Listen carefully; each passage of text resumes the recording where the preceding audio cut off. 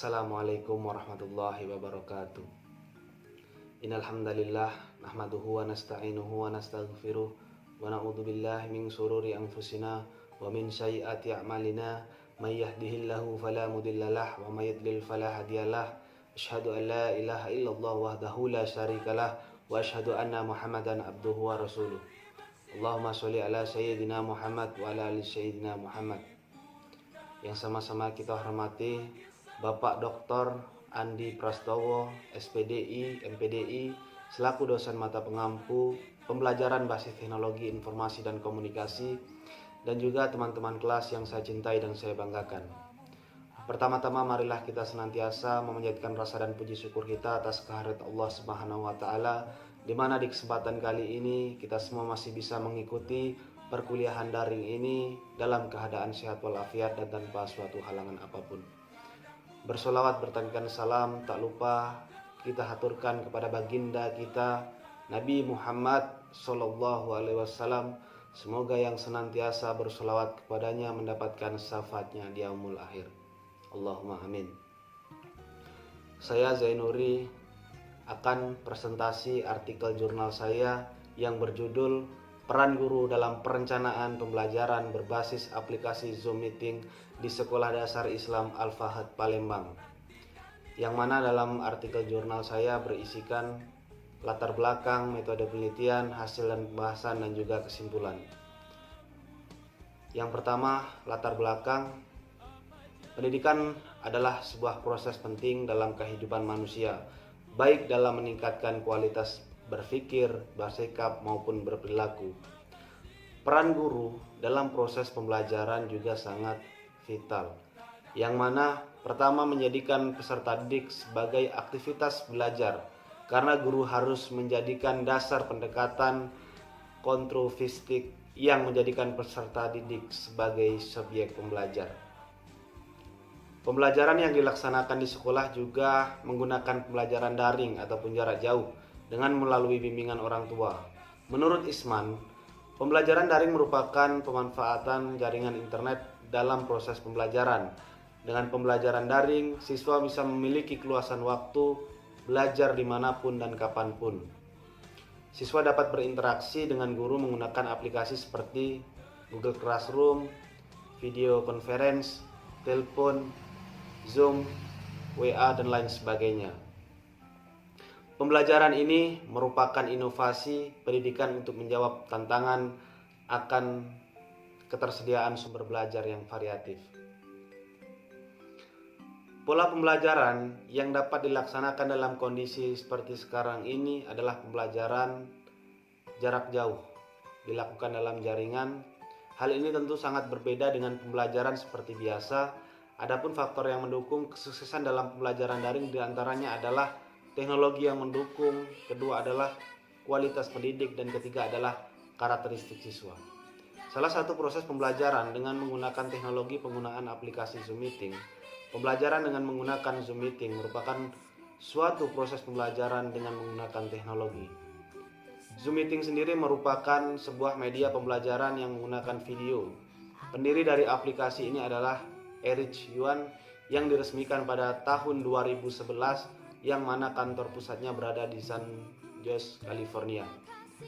Aplikasi ini tidak hanya digunakan untuk pembelajaran saja, tetapi bisa digunakan oleh siapapun dengan batas waktu 40 menit sampai tidak terbatas ketika kita berbayar. Dengan penggunaan gadget di sekolah yang sudah mendukung, pembelajaran mode daring bisa dilakukan. Pemanfaatan medianya adalah berupa komputer, laptop, handphone, dan lain sebagainya. Selanjutnya, metode penelitian. Jenis penelitian ini adalah kualitatif dengan menggunakan metode deskriptif yang ditujukan untuk mendeskripsikan tentang perencanaan pembelajaran berbasis aplikasi Zoom di SD Islam Al-Fahad Palembang. Penelitian kualitatif adalah suatu prosedur penelitian yang menggunakan data deskriptif berupa kata-kata tertulis ataupun lisan dari orang-orang dan pelaku yang dapat diamati. Kualitatif berarti sesuatu yang berkaitan dengan aspek-aspek kualitas, nilai, atau makna yang terdapat di balik fakta Kualitas nilai ataupun makna hanya dapat diungkapkan dan dijelaskan melalui linguistik, bahasa ataupun kata-kata. Dalam memperoleh data penelitian, peneliti menggunakan dua sumber, yaitu data primer dan data sekunder. Adapun sumber data primer yang digunakan oleh informan utama adalah 6 guru yang menggunakan aplikasi Zoom Meeting saat proses pembelajaran di sekolah. Sedangkan data sekunder yang digunakan meliputi jurnal dan buku. Teknik pengumpulan data melalui observasi dan wawancara serta sumber-sumber data penelitian sebelumnya yang relevan. Sedangkan teknik analisis datanya adalah menggunakan redaksi data, display data, dan penarikan kesimpulan. Yang selanjutnya adalah hasil dan pembahasan. Yang pertama adalah penggunaan pembelajaran berbasis aplikasi Zoom Meeting. Dalam proses pembelajaran di SD Islam Al-Fahad Palembang masih dilaksanakan secara daring dengan menggunakan aplikasi Zoom Meeting dikarenakan untuk pembelajaran secara tatap muka masih belum bisa dipastikan aman dari COVID-19. Pada saat awal penggunaan aplikasi ini, guru dan kepala sekolah terlebih dahulu berdiskusi tentang media pembelajaran seperti yang akan digunakan selama daring ini. Setelah berdiskusi, akhirnya memutuskan untuk menggunakan aplikasi Zoom Meeting agar pembelajaran daring lebih efektif. Salah satu aplikasi yang menyediakan fasilitas interaksi secara tatap muka, pendidik dan peserta didik secara tatap muka virtual melalui video conference dengan PC atau laptop atau smartphone adalah aplikasi Zoom Meeting. Aplikasi ini merupakan aplikasi yang digunakan sebagai media komunikasi jarak jauh dengan menghubungkan konferensi video, obrolan, pertemuan online, dan proses pembelajaran di sekolah. Yang kedua adalah perencanaan guru dalam proses pembelajaran berbasis aplikasi Zoom. Dalam proses pembelajaran berbasis Zoom Meeting ini terlebih dahulu merencanakan untuk sosialisasi dan pelatihan penggunaan aplikasi Zoom sendiri. Kemudian diadakannya konfirmasi 1 hari sebelum hari pembelajaran kepada wali murid dan siswa. Setelah itu, guru mengirimkan materi yang akan disampaikan agar pada saat Zoom berlangsung terjadi timbal balik antara guru dan murid. Media dalam proses pembelajaran disesuaikan dengan tingkat kelasnya. Jika kelas rendah, maka materi yang digunakan harus lebih mudah dan menarik. Jika kelas tinggi, materi yang disampaikan harus lebih kreatif. Kemudian perencanaan yang digunakan saat proses pembelajaran, guru harus bisa mengarahkan murid dan selalu mengingatkan bagaimana penggunaan aplikasi Zoom yang baik dan benar. Dalam proses pembelajaran sendiri, guru mengarahkan siswa untuk memulai pembelajaran dengan berdoa. Setelah itu guru akan menyampaikan materi dan bertanya kepada siswa apakah ada yang ingin ditanyakan. Kalau ada murid yang ingin bertanya, maka harus mengangkat tangan. Guru juga mengajak siswa untuk bernyanyi, ice breaking ketika proses pembelajaran sudah tidak efektif, dan yang terakhir adalah penugasan. Perencanaan pembelajaran menurut Majid yaitu perencanaan yang dapat diartikan sebagai sebuah proses penyusunan materi pembelajaran, penggunaan media pengajaran, penggunaan media dan metode pengajaran, dan penilaian dalam suatu alokasi waktu yang akan dilaksanakan pada masa tertentu untuk mencapai tujuan yang telah ditentukan. Berdasarkan pernyataan ini, perencanaan pembelajaran daring yang ideal pun harus mengikuti pola-pola yang telah disebutkan. Seorang guru harus terlebih dahulu mempersiapkan media pembelajaran yang efektif dan menyusun materi pembelajaran yang sesuai. Yang ketiga adalah metode dan strategi dalam perencanaan pembelajaran berbasis aplikasi Zoom Meeting. Dalam pelaksanaan proses pembelajaran, guru menggunakan metode ceramah, tanya jawab, dan pembelajaran menggunakan PowerPoint dengan ditampilkan di layar Zoom, menggunakan modul dan Word, lalu menggunakan video serta voice apabila memerlukan untuk menjelaskan materi. Menurut beberapa ahli menjelaskan terkait strategi pembelajaran adalah sebagai berikut. Mulyasa menjelaskan strategi yang digunakan dalam pembelajaran itu seperti diskusi, pengamatan dan tanya jawab, serta kegiatan lain yang dapat mendorong pembentukan kompetisi peserta didik dalam pembelajaran. Tugas guru yang paling utama adalah mengkondisikan lingkungan agar menunjang terjadinya perubahan bagi peserta didik. Kemudian Salusu menjelaskan strategi adalah suatu seni menggunakan kecakapan dan sumber daya untuk mencapai sasarannya melalui hubungan yang efektif dengan lingkungan dan kondisi yang paling menguntungkan. Yang keempat adalah penerapan ataupun implementasi pembelajaran berbasis Zoom Meeting.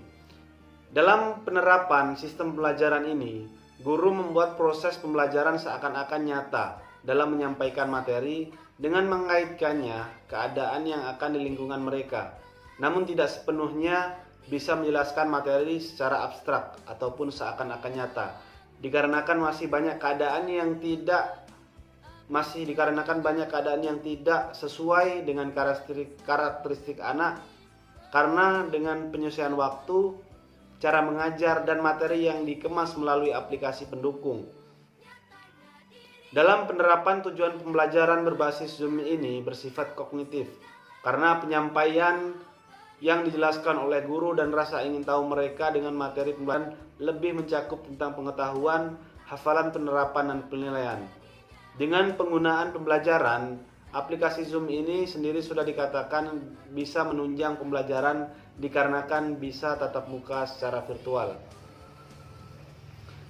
Yang kelima adalah kendala dan pendukung dalam proses pembelajaran berbasis aplikasi Zoom Meeting.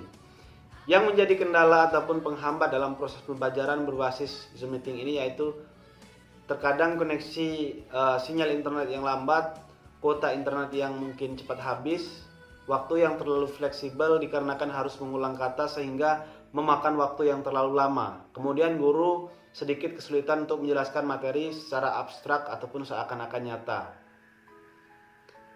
Faktor pendukungnya adalah sekolah sudah menyediakan WiFi dan kartu paket untuk guru, koneksi internet yang cukup baik dan lancar, fasilitas media yang sudah disiapkan oleh sekolah yaitu menyediakan Zoom Pro sehingga guru tidak perlu membayar Zoom yang menggunakannya.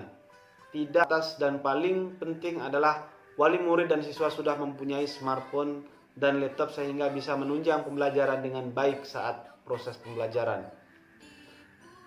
Dalam penelitian sebelumnya, yang menjadi faktor pendukung saat daring adalah media komunikasi, smartphone, dan kuota internet yang sudah memadai. Kemudian media pembelajaran aplikasi Zoom yang tidak terbatas waktunya, video pembelajaran, PowerPoint, laptop, dan lain sebagainya.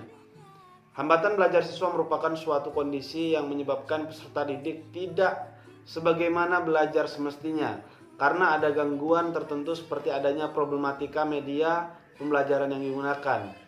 Belajar merupakan sebuah kegiatan jiwa dan raga untuk mendapatkan perubahan tingkah laku individu dalam berinteraksi dengan lingkungannya yang menyangkut kognitif, afektif, dan psikomotorik. Dan yang terakhir adalah kesimpulan. Berdasarkan hasil dari penelitian, dapat disimpulkan bahwa peran guru dalam perencanaan pembelajaran berbasis aplikasi Zoom Meeting di SD Al-Fahd sudah dilaksanakan dengan baik, yaitu proses pembelajaran di SD Islam Al-Fahd Palembang. Pembelajaran dilaksanakan dengan menggunakan aplikasi Zoom Meeting atas dasar musyawarah bersama dalam perangkat kelas, perangkat sekolah, dan guru.